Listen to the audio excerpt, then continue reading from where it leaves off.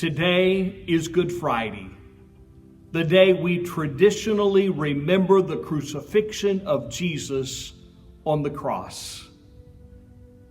Welcome to Lakewood Church of the Ozarks, a Spirit-filled, Bible-believing church for the entire family. When I was in college, we had a very exciting and powerful preacher named Anthony Campolo. And he preached a very powerful message entitled, "It's Friday, but Sunday's Coming." I'm going to read the account of the crucifixion of Jesus from the Gospel of Luke. And as I read this account, I want you to remember that the story doesn't end at the death of Christ on the cross. It doesn't end at the crucifixion.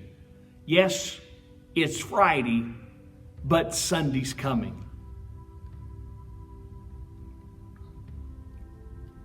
As they led Jesus away, Simon, a man from Cyrene, was coming in from the fields. They forced him to carry Jesus' cross and to walk behind him. A large crowd of people were following Jesus, including some women who were sad and crying for him. But Jesus turned to them and said, "Women of Jerusalem, don't cry for me.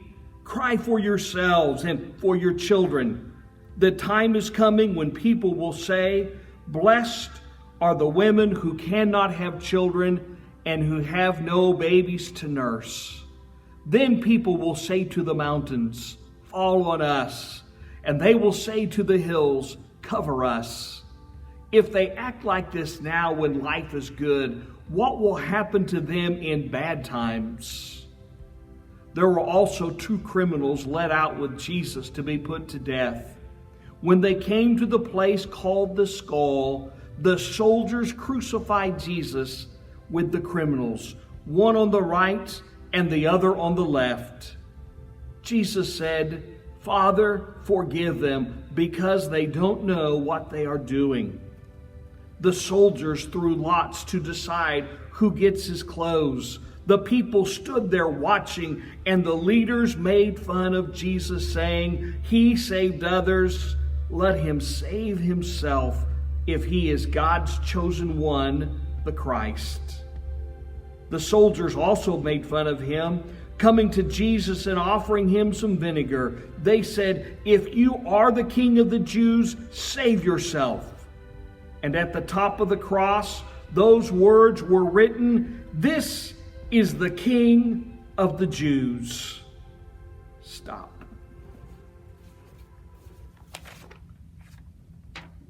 Start. One of the criminals on the cross began to shout insults at Jesus. "Aren't you the Christ? Then save yourself and us." But the other criminal stopped him and said, "You should fear God. You are getting the same punishment he is. We are punished justly, getting what we deserve for what we did. But this man has done nothing wrong."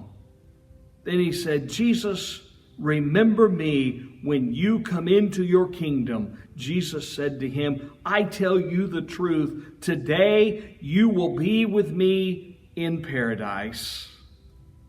It was about noon, and the whole land became dark until 3 o'clock in the afternoon, because the sun did not shine. The curtain in the temple was torn in two. Jesus cried out in a loud voice, "Father, I give you my life." After Jesus said this, he died. When the army officers saw what had happened, he praised God, saying, "Surely this was a good man." When all the people who gathered there to watch saw what happened, they returned home, beating their chests because they were so sad. But those who were close friends of Jesus, including the women who had followed him from Galilee, stood at a distance and watched. Possibly today seems like your Friday, but we have the promise of Resurrection Sunday. Today, we prepare our hearts to commune with God, not only for his death, his burial, but also his resurrection. Father, we thank you for your Son Jesus and the perfect work he did for us on the cross.